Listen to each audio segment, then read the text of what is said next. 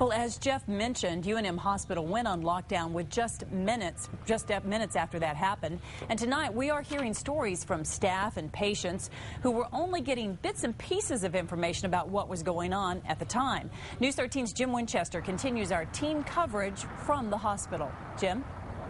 Well, Diane, everyone acts a little bit differently when put into a life or death situation, and that was certainly the case today when word spread that inside the hospital, potentially there was a shooter on the loose.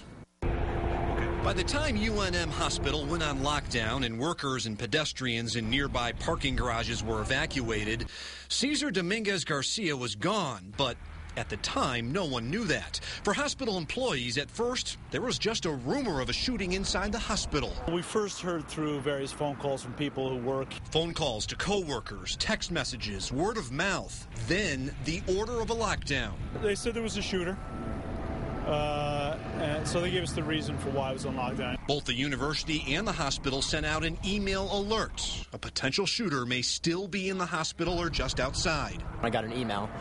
So immediately a bunch of other workers from my office, we go out to the local window right around the corner and just watch cops, a bunch of cop cars doing their thing. Lomas was shut down. Police swarmed the area on ground and hovered in the air, trying to track down the gunman. And you get scared, but it's like there's like fascination and there's just, you don't know what's going on just because it's just like, you don't know what's true, you don't know what's going on. It was kind of nerve-wracking, you know. I mean, you always hear about these things on TV. Despite not knowing, those in charge did what they were trained to do. First, don't overreact. Unfortunately, there's something bizarre about emergency rooms and hospitals and disgruntled families and whatnot.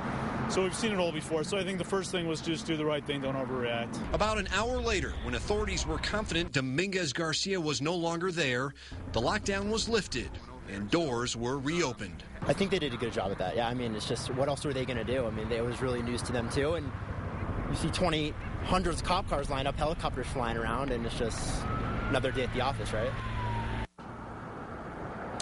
Now, as this was unfolding today, we were in telephone contact with an employee on the 6th floor. She said that she did not hear the gunshot, but she was notified by the email alert that there was potentially a shooter on the loose in the hospital. She said that she simply locked her door and hid.